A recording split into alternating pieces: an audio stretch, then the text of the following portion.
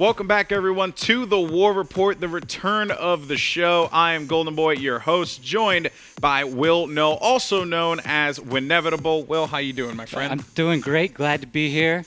These of you who don't know, I am a Terran Republic player from the Walterson server. I used to play quite a bit competitive play with Nuck, Numero Uno clan, and have did a couple War Reports, I think, at the end of last season. Nice. Of course, Nuck. We've seen them quite a bit on the War Report before. Love the Nuck guys. They're awesome. Oh, yeah. So it's very, very cool to have you here. Now, for those of you guys who may have watched the War Report before, the format's changed a little bit now since we did it in the past with myself and Jax.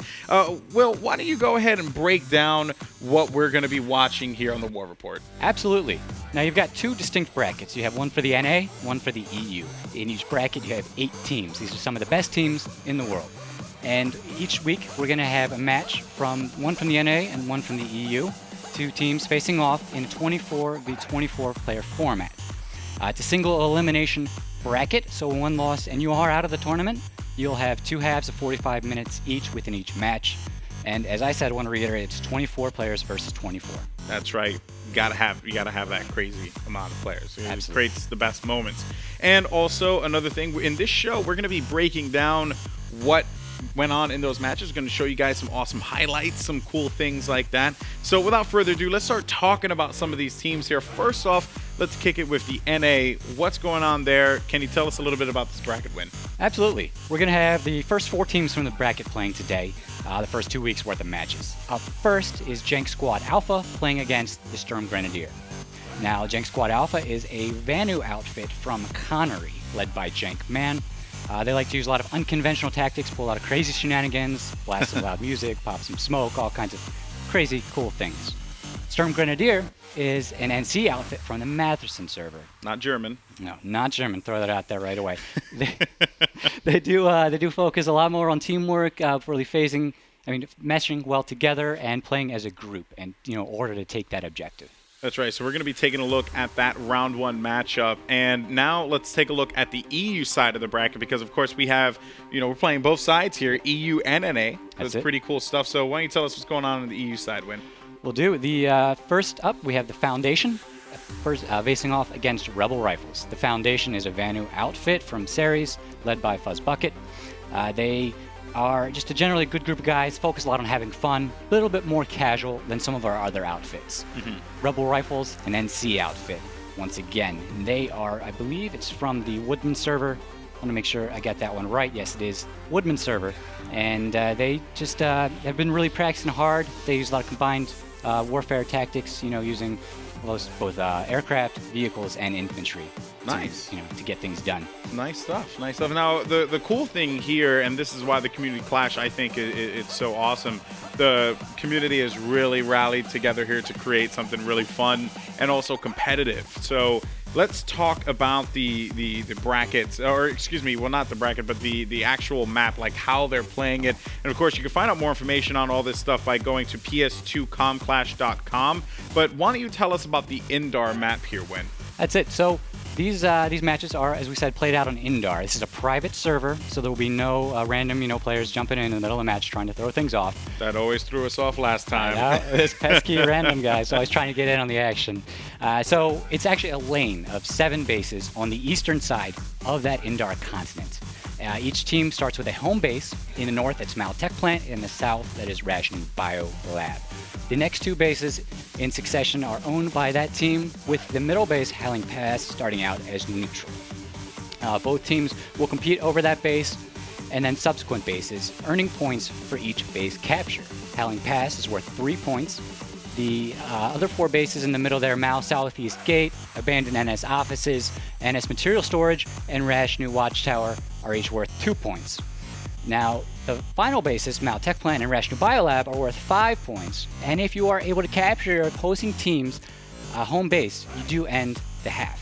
Well, so there you have it, a great breakdown of the competitive game modes, the Indar map, of course, and should be a fun time for all of us to watch. So where can people find more information on the PS2 Community Clash, Win? If you want to find all this great info, you can go to their brand new website, ps2comclash.com.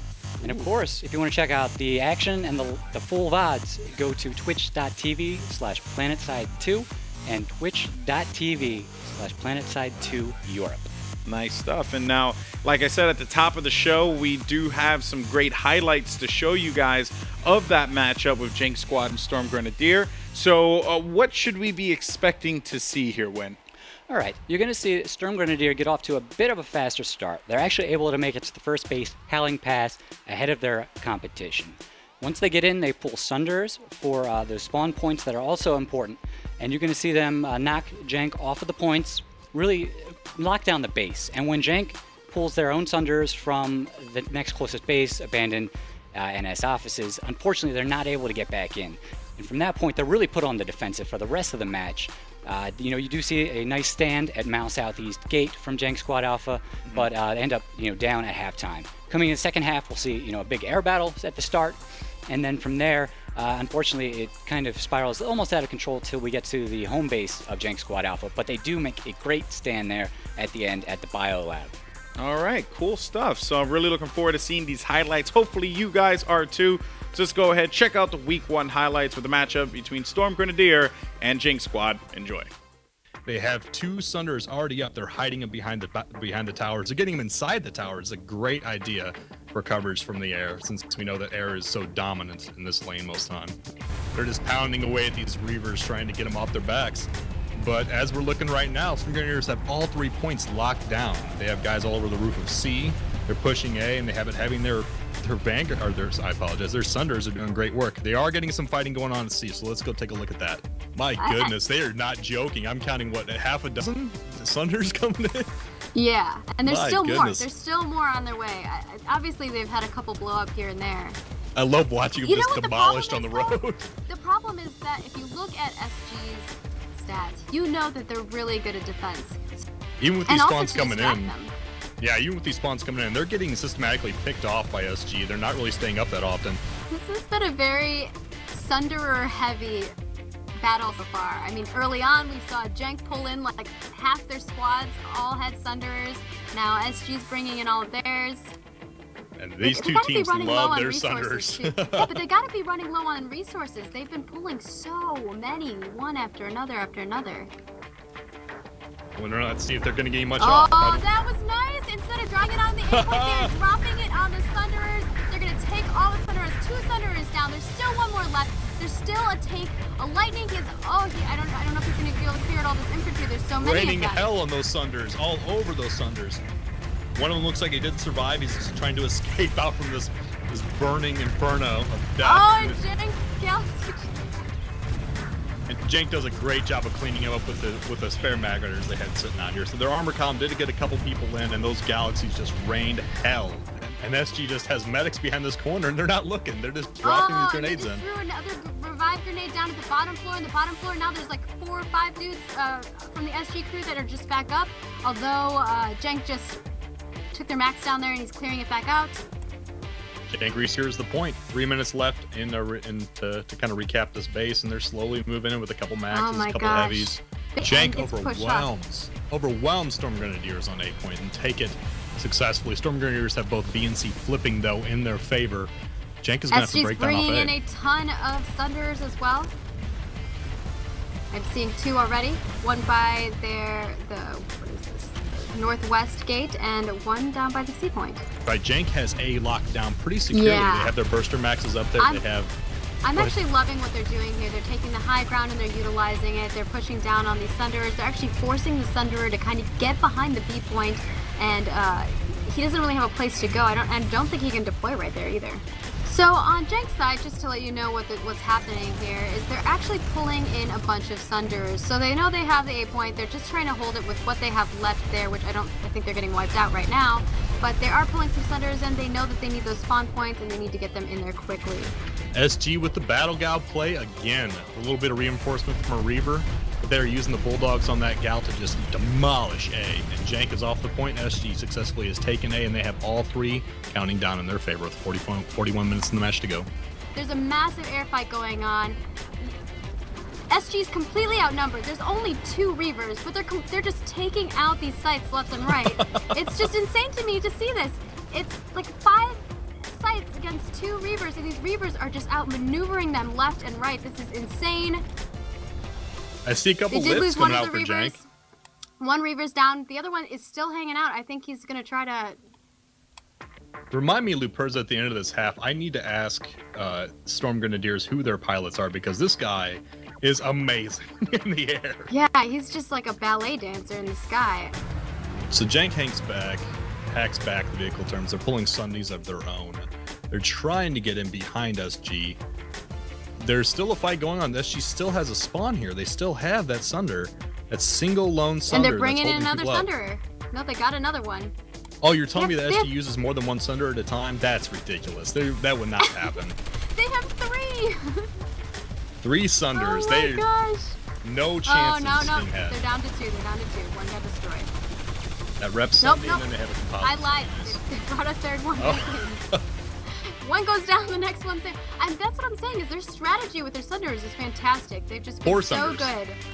4 They have Sunders 4 now? What 4. the heck? 3 rep Sundays and a composite armor. So they're sitting here with 4 Sundays. I think they're lacking spawn points, so they may not be able to get to the point. I'm not sure. But so Jenk is making somewhat of a push on the point. SG has a couple softies. Jenk is using a nice Sunday out from their spawn points, but they're getting harassed by SG from a couple heavies around the corner. Jenk is doing a good job of streaming in and trying to hold that point, but SG is using that doorway up to the double stack. It's just a great point to fire out on them.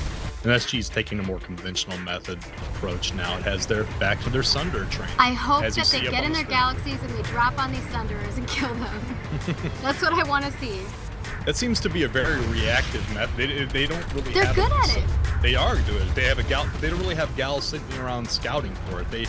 It's a reactive after several minutes of it that they have it happen. Jenk is trying to use their Liberator to effect on these Sundays, but Sundays are just clearing them up. They have a couple Burster Maxes already doing defenses on them, and these rep Sundays are just packing back up next to the base. Doing a great job. And this is what I'm consistently seeing, is they're going one at a time up at these guys when they shouldn't. Oh, what? Jenk has a Mag Rider.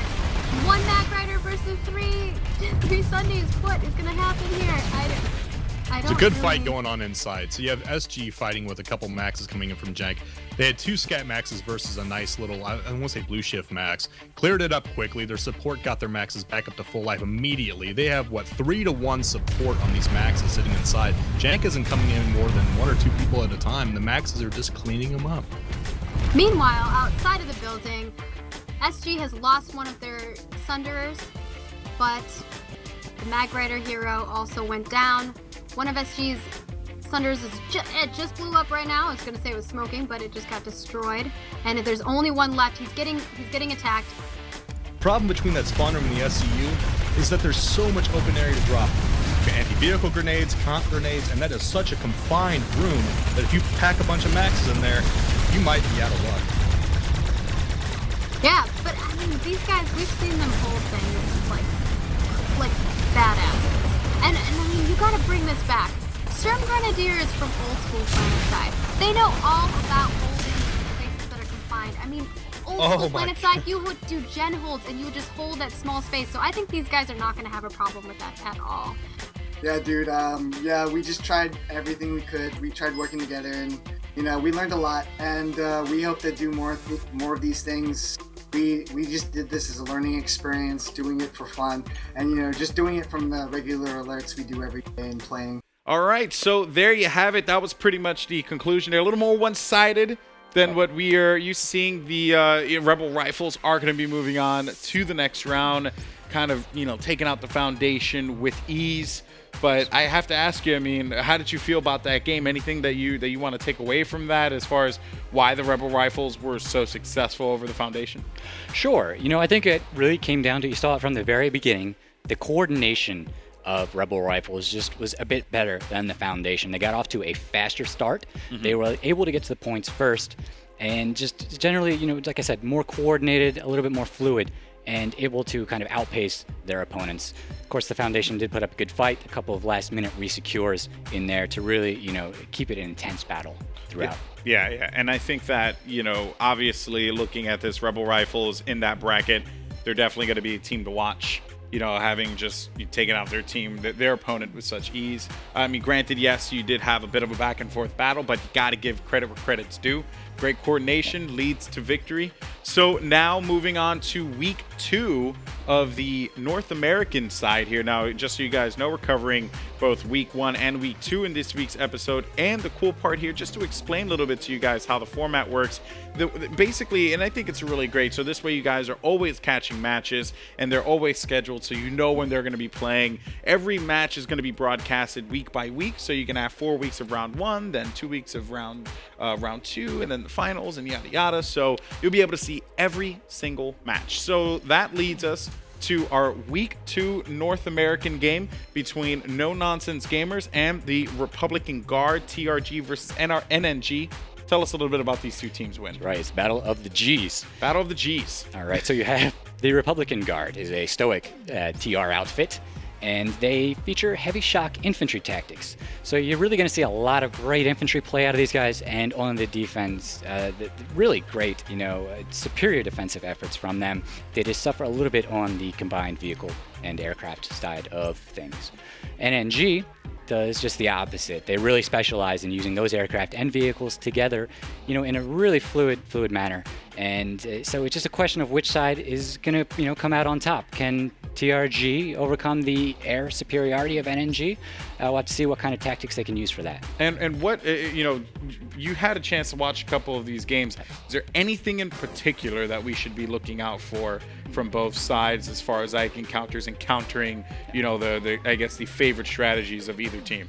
Absolutely. With the TRG in, like I said, trying to fight against that Vanu air superiority, really look when they pull a squad of 8 bursts or maxes, I think in the second half. Yes, and really trying to, see if they can shrug off the VS air and kind of take back control of the game. All right, then. So let's go ahead and jump into the action. NNG versus TRG should be a good one, so enjoy. So as you see, guys are having a very intense fight over the A point. Max on max battles. It looks like TRG is getting the better of NNG on this A point fight. But NNG is also taking C while they're doing this conflict over A, and B is still in neutral. So NNG both has B and C now, and A is solidly in TRG command. It's kind of an interesting scenario playing out here. So A is under contention, and NNG is still sitting on the second level of A. You see TRG underneath him. TRG has maxes surrounding the point, but NNG is still above them, harassing them.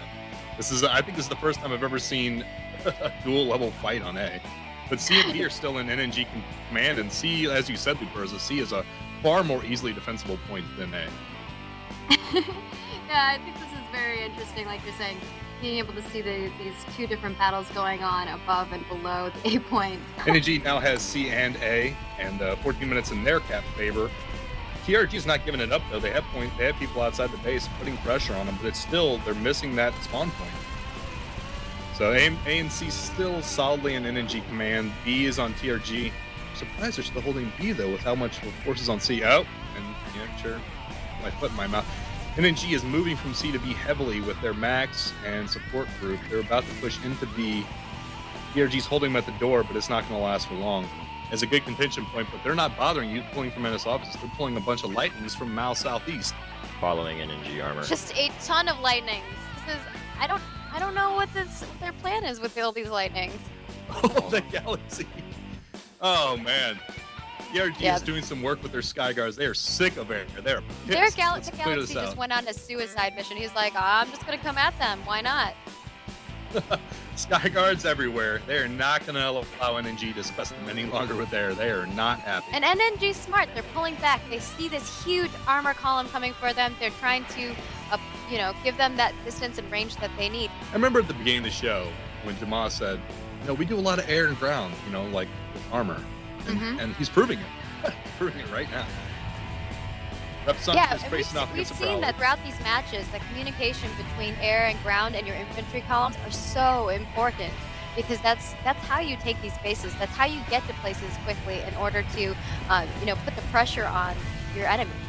Whereas we've seen with other outfits where they don't have that communication, that they're forcing themselves all in aircraft, all in armor, all in infantry. It just has not worked out for them, because every guy counts on the battlefield in this situation.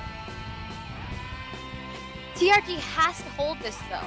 If they are so close to losing this base, if they do not hunker down and defend, because we have about 1:45 seconds on this cap, there's a chance that they could lose this and then give the enemy some more points, and that's going to put them back pretty far.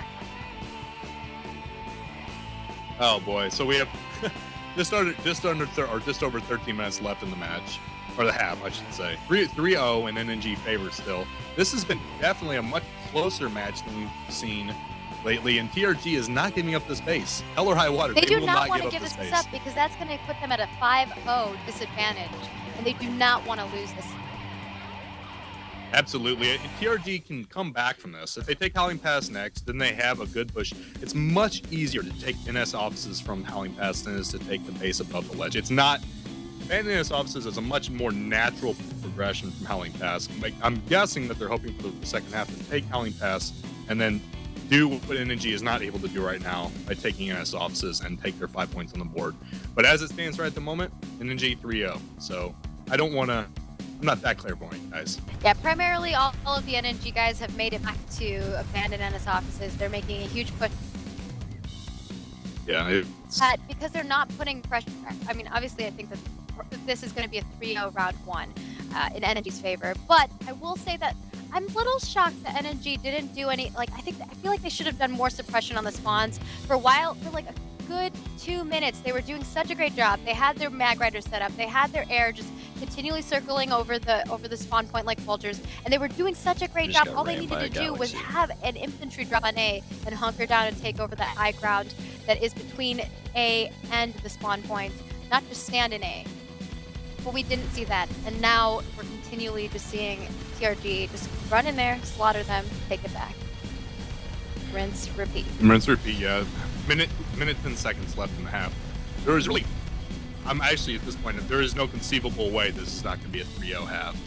But we are going to be able to see a fight for a couple minutes. They're actually pulling armor on the NNG side. We're seeing TRG drop maxes on the cliff for air support. Oh, that is an amazing play. I don't think we've ever seen that from the bottom of the lane pull. Wow, that's a lot of maxes too. 7, 8 maxes there for anti-air. They learned their lesson from the first half. They're like, NNG, nope, no air for you. No more air. Get rid of all those liberators too. You know what I don't see though is an engineer with all those maxes to provide any ammo. This is gonna be an initial play only, and they're probably gonna redeploy is the only thing I can imagine, because that is, my God, that's a lot. Oh, Galaxy! That Galaxy just swiped over the top of that. Got about 2 of those maxes, but the maxes still cleared it off. That was amazing, amazing. Good work by an NNG Gal pilot, whoever that was. He just buzzed that entire top of that cliff.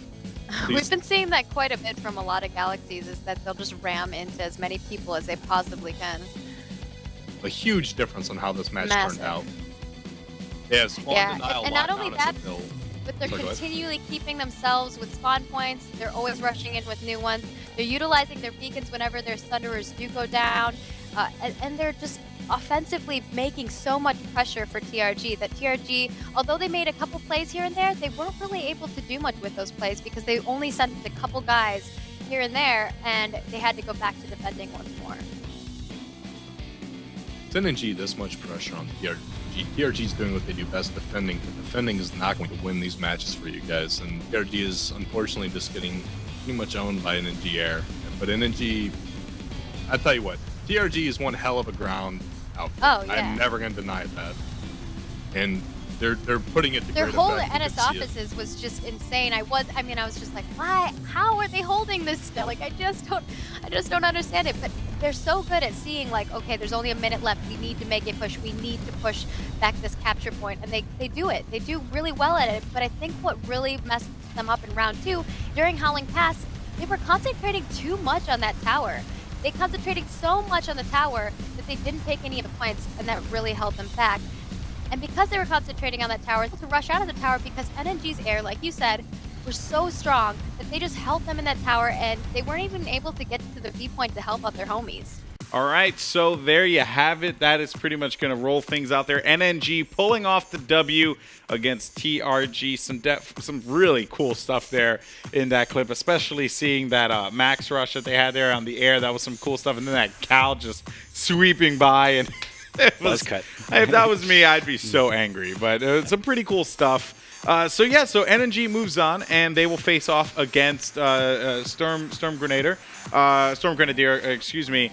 That should definitely be a great matchup. Anything that you want to take away from that game there when they face off against Republican Guard? Absolutely. You really see the value of a combined arms approach, with vehicles and aircraft. And like we said, that max crash with the 8 guys, with bursters on the ledge there, really, pushed away the aircraft of NNG. But it just ultimately the problem with something like that is 8 guys are not in the fight at the base trying to cap the point.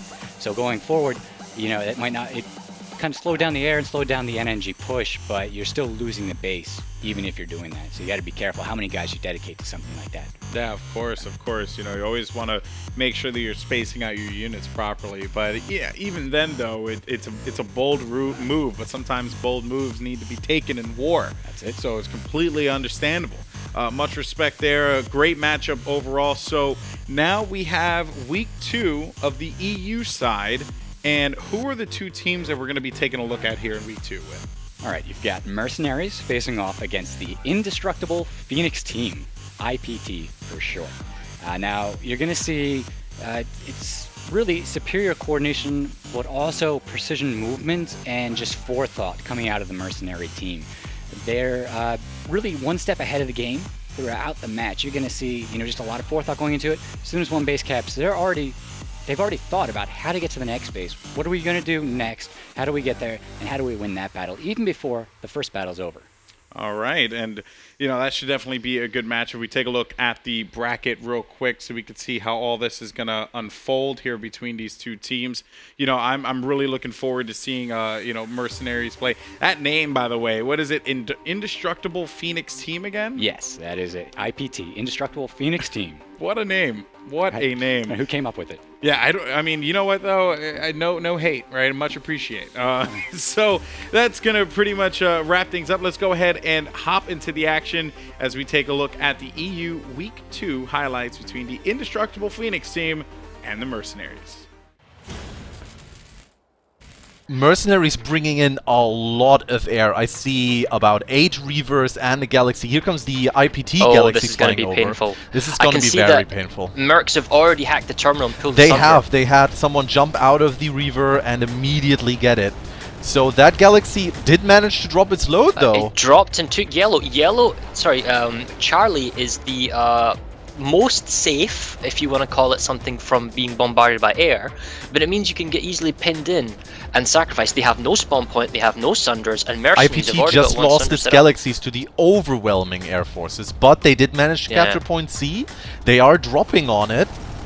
They've got a spawn beacon. They've used the squad beacon and they've brought in their alpha squad. Yeah, they've put it into the building. It's coming out of the stairs. They're all in there. They've got a lot of people in that building. They're going to be vulnerable to their squad beacons being picked off, although it's quite tricky with an aircraft to shoot. Thing is, MercenaryS is stuck. Yeah, they haven't captured a point yet. They're stuck. They're jumping out of their Reavers. They're going in. Just jumped out. They've got some tanks going on. They've brought in a Sundra, very important. Many outfits always forget to bring in the Sundra on this lane while fighting. But IPT, they know how to keep rooms safe. So well, the thing is that the beacons have to be on the staircase. They're not poking their head out the staircase. They're not showing out. So MercenaryS are actually on the roof of their vehicles. They can pick off this. They just picked off both squad beacons. Well, one of the squad beacons. Well, one of the squad beacons is still up because they can just. I feel that they're actually switching squad leaders around every time they need a new one. But right now, IPT is just sitting on C, and Mercs are pushing in on the bomb. They've gone to the Sunder and they've re-equipped. So now they've got a double max, single engineer, 2 medic system coming in from the north side. 3 maxes. 3 maxes. Got light assaults coming in. 4. I'm following the max crash. 4 maxes. This is gonna be heavy. But IPT knew about this. They've got turrets set up. They've got anti-infantry turrets. They've started the smoke push. MercenaryS started the smoke push. Fire smoke. I'm going upstairs to see what we've got So if you look here, it's very much purely max and max support. It is the 3 trifecta of max, medics, engineers. That's it. Engineers don't even trying to fight. They're just firing smoke and repairing the maxes. Yep. Maxes are getting ready for a push. It wouldn't surprise me if they only had charge. Light assault's doing a little flanking maneuver from the windows actually. But if you look at the guns as well, they're auto fires, which means they're using hacksaws. Yeah. And here comes the max push. Here comes the max push. They just charged up. They're all in. They passed the turrets. They're taking him out. 1 max down. Oh my god. IPT just got decimated. Now, seriously. The thing is that the smoke clears and there's only TR on the ground. Exactly. And the problem here is that they dropped in the Galaxy, but the Galaxy they dropped as far as I can tell, they didn't bring it more than one max, if any max at all, for the TR. So they were max light, even though they took a Galaxy. Plus, their Alpha Squad beaconed in, they can't bring maxes. So Mercs have the advantage with the Sunder bringing maxes. But the other failing that IPT did is that they should have pushed down. When they knew they were underneath, they shouldn't have waited passively, they should have pushed down. They should have thrown conks, AV grenades. Don't let Mercs dictate the battle. And right now we're in the situation where MercenaryS is just sitting above and inside the base. They've got very dominant control in the base. They've got dominant control. They've brought lightnings along for some anti-tank. They've got a Skyguard. They've got total air domination, and they're just sitting there. What is IPT doing? Well, this is the catch. You've got 5 minutes for the hack to go through. They've got all 3 cap points.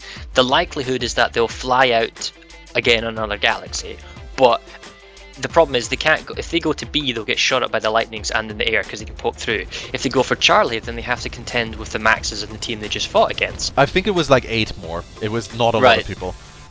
But it's probably enough with their max set up on their smoke. Yeah, especially since it seems that IPT hasn't really figured it out yet. They're going in. They've got a light assault who's up on the tower. But yeah, the Mercs have got a max on the doorway with hacksaws, and he's got an engineer just.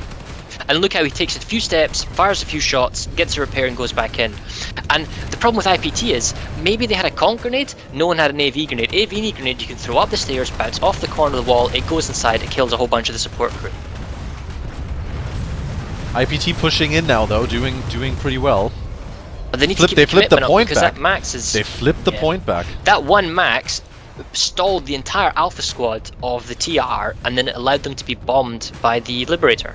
I feel this attack right here was actually more of a distraction than then trying to get the point back, but right now IPT stuck in the spawn room, completely focusing on this part of the base instead of going around the other side, which I think they just got told because they're doing it now, and actually going for the capture point. So you can see them rushing out to the south now. The thing is, smoke isn't going to make any difference to Merc's air group because they'll all have thermal sights on their rockets. Oh, here comes MCY with 2 lightnings going to lock down that capture point. They're bringing the lightnings in, smoking them, so they can. You can guarantee they've got thermal on those guns as well. So they do have thermal. There is only smoke right now. This is smoking side 2. If you want to quit smoking, do not watch this stream. They got 1 Viper and 1 Skyguard. Skyguard actually, interestingly enough, has radar on the back, so it acts as a 50-meter pickup where any of the hostiles are. Oh, here comes a push from IPT. We've got a little squad going on here. 2 different locations. Bravo's going into the double building. Alpha's trying to go round. Oh my god, it just looks painful to watch. Oh, they just lost a lot of people to Daltons. That Liberator up above. Bombarded outside here. They're getting shot from the roof in all directions. And very smartly, Mercs pulled back to the lower staircase, let them get bombarded, push in, and then they're push doing them back. And they're throwing everything at them. And their max play is immaculate because the max pops his head up, he takes a couple of shots. When his clip is emptied, because it empties in a few seconds, he backs off, he repairs, he gets a reload, and then he moves out again. And he doesn't just sit there waiting to get shot. And you even have the engineers, when they're done done repairing a max, switching to their pistols with dark light. So they're showing a very strong momentum. Once they've got one base, they're already at the next point. Well, you keep talking about that leapfrogging, and MercenaryS is showing exemplary status in leapfrogging right now. It's their Galaxy. Not being harassed in the air, Mercs just have free reign to bomb IPT back to the Stone Age, and the Galaxy gets to fly around, do his bulldog bombing thing, one-man scenario, and he's a mobile spawn point.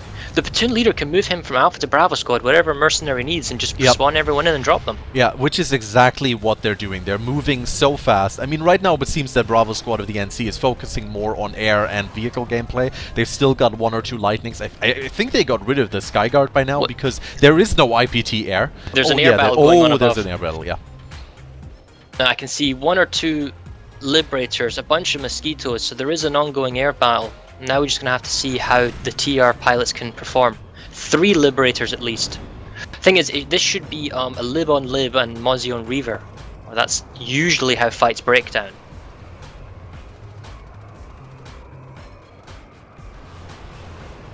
Well, right now those Liberators are going for the Mercenary Liberator, which I'm pretty sure is going to go down. Yep, he does, and they get 2 kills out of the air there. Well, he was isolated really far away. I mean, but then again, this is fine for mercenaries. The longer that IPT flies around the air and is distracted, this is a quick base. This isn't a large outpost. This will go fast. And I see a Mosquito battling a Reaver here, and that Reaver is not going to last very long.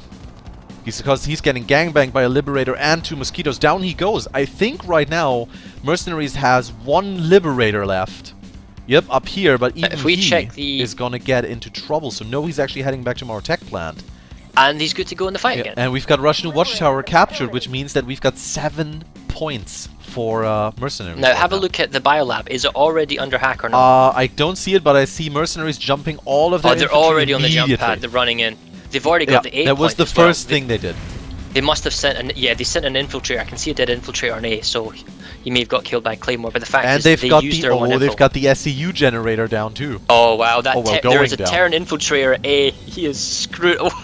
He just got charged by all the mercs. He saw them coming and he was like, ugh.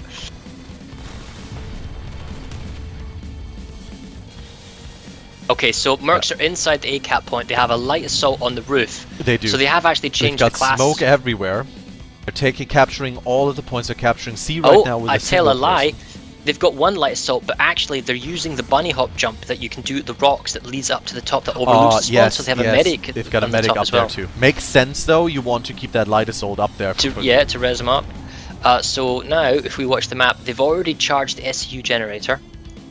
Which is down to 1 minute. IPT hasn't even noticed. They have sent no one there to bring it back. Most of IPT are in the spawn room. They're not anywhere else. They have a Sundra on the ground floor so they can teleport up.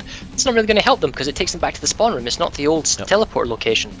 Mercs have locked down A and C, and it looks to me like Mercs are going to hold A and C and they just keep them spawn locked. Mercs also especially organized. They send a single person to capture point B, and everyone else goes and secures the SCU generator so that IPT cannot hack it back. Like, they're just sitting here next to the generator. They know this is more important. Yes, they know this is much more important. They got 2 light assaults actually inside the central column, just waiting for anyone to pop out or show themselves or light assault. Here comes IPT with some maxes along the eastern side. A really, really big push. Tons of maxes. But do they have enough time? They've got like about 6 or 7. 6 seconds. It's not how many maxes they've got, how much support they got. I see a lot of medics. I don't see many engineers to back it up. It's just a lot of medics. Now they're flanking along the far edge of the base, but Mercs is going to know this. Well, the problem is they just lost the SCU shield generator. Here comes Mercenaries with C4. The SCU has an engineer, hostile engineer. They're about to charge the SCU. Oh my. They are pushing in. There's a lot of smoke. I sure wish I had that night vision cam right now. Wink, hint, wink. Wink, wink.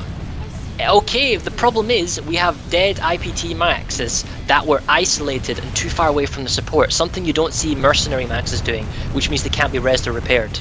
And also I see another mercenary max flanking around the edge wall, hitting the IPT from the flank on the side where the landing pad is. 2 maxes actually. Oh, they're bringing the pain.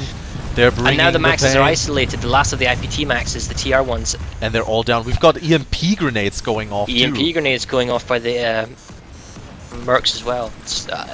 It's pretty much a textbook. We've got an IPT with C4 trying to clear up the SCU room, but there's 20 seconds left to go. We had a little quirk as well. One thing we noticed that what happens if the generator is destroyed. So there is actually a fallback base for the TR, which is Rashnu Southern Pass. They are actually allowed to spawn at Rashnu Southern Pass, but it's not a capable, so the Mercs are not required to take it because they're about to lose the SCU in 3 seconds. Yep. Now they do still have point A, and this base is not gone yet. Do they have a Sundra outside? They do on the ground floor, which actually is a smart fallback mechanism, so they can teleport back into the spawn room. They so that's can smart teleport by them. back. But here's the thing: Mercenaries taking point A, and it's 10 seconds until this match is already decided. But the maxes have already pushed in. The one thing I've noticed about the Merc maxes here is that not once have they actually lost the max and not been able to res them. Crazy. You know, it's and with that, Rushnu Biolab changes faction to the NC. That's 5 points to the Mercenaries, meaning they're now at 12 points. That's an overwhelming win, and we come to the end of the first half. Yeah, not enough. The TRs have gone in early. They should have waited and grouped up. They need to get everyone else to back them up as soon as possible.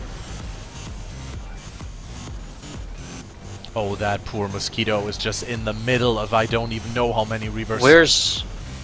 Where's the rest of the TR? Gosh, the TR have got mosquitoes flying around Mao. They've got like 8 or 9 mosquitoes flying around Mao, not helping their guys out. They're just sitting there waiting for it. Maybe this is some kind of plan. Maybe they're sitting in a bait, and now you know the Reavers are going in a different direction, and suddenly the mosquitoes from Mao are coming. Here come the mosquitoes from Mao right now, are they? Yep, here they come. They're moving in. They're moving in. The Reavers have already gotten rid of everyone that was there. Yeah, it looks like they said. Oh, I tell you what though, the TR have hacked the equipment terminal. Have pulled out a Sunderer from Mao. So they've hacked the air terminal and the equipment terminal. Although, I don't know where they're taking the Sunderer. They seem to be taking it outside the base. Maybe they're not aware of the fact that you can... Oh yeah, to the east. Yeah, they've taken it to the west. Well, sorry, the west. Yes, the west. But it's getting attacked. Yeah, it's already getting attacked. And here come 2 lightnings immediately. Mercenary actually pulling tanks at the beginning. Yeah, that even if is down. The IPT Sunderer knew that he could drive in the staircases on the wall bastions, he would have still been hunted down by the lightnings. Yep. And it seems that all of the TR air has been taken care of except for a single Galaxy. And there's a TR Galaxy, which is 6 out of 12, and he's got half of tune, but he's only got a fraction of health. He's going to die here. Oh, he dropped off 2 people. Oh, that's a lucky bail. Well, they're capturing the point. And they've got Charlie again, but they did this last time. Mercs have already capping A, Mercs have capped B, and now you have the same problem where they're going to put down squad beacons IPT at Charlie, and it's going to be a rinse and repeat of what happened last time. So hopefully they know how to defend better here. But they're going to be met head-on by 2 lightnings, by anti-vehicle turrets, and of course by the overwhelming air force yet again.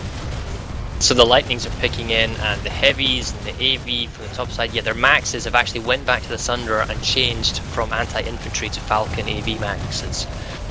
Well, can you blame him? Nope, and the fact is, Mercs have already pulled himself another Sunderer from the vehicle terminal. Yeah, so this is the catch here. All of the IPT Sunderers have just been destroyed. If I was IPT and I got to the vehicle terminal first, right, I would blow up the vehicle terminal. It's too much of a risk to allow mercenaries to have it.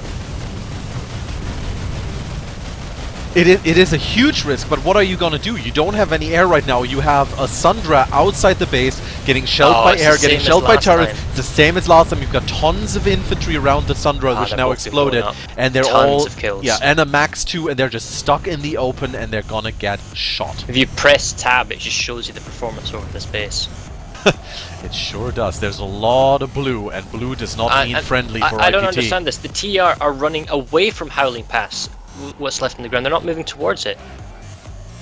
Yeah, okay, so we've got another squad beacon of a Bravo squad, and they're going to run up the long stalkway into Charlie.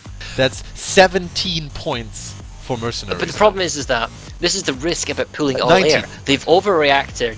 I can see on the minimap tons of air, and they've overreacted, but the problem is Mercs are on the cap point now. They're inside a base where air plays no power whatsoever. They've got themselves 30 seconds. Let's go, TR! Oh my god, they pulled a Fury Harasser! And that's what I would do. It's raining men, ladies and gentlemen. Oh, yeah, we've seen a C4 has been set up! We've seen this before, though. Oh wow, the C4 is actually trying to kill me as well. That's interesting. But you can take it. Oh man, it's right now. It's brutal, man. Fury guns, Sunderers, explosives, mines, claymores, maxes. But did you see how quickly mercenaries reacted to that? They were from they saw the call and they ran. Yeah. They were from one that's end it. GG, they won. To the other. All right, so there you have it. The conclusion of that one. Mercenaries ended up taking the W over the Indestructible Phoenix team. Unfortunately, they are not that indestructible. But it's okay, though. They fought hard. That's what matters. And they are going to be, I should say, the Mercenaries are going to be moving on to the next round of play here. Anything that you want to take away from that matchup there, Win?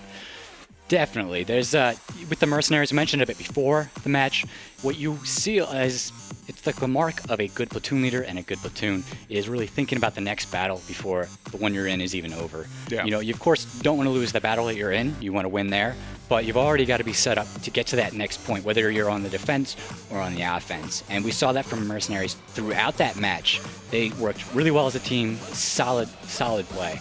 So that's definitely something I think to see if other teams pick up on that and how they do. Yeah, that's definitely heartbreaking for the other team to come off of the respawn and immediately just be getting shelled, from the distance with Liberators and whatever, the other team's using. Like, it really is a difficult thing to overcome, especially when you think, all right, we have some breathing room. Now it's time for us to bounce back. But instead, you end up just getting shelled from the distance. So it's really, really difficult.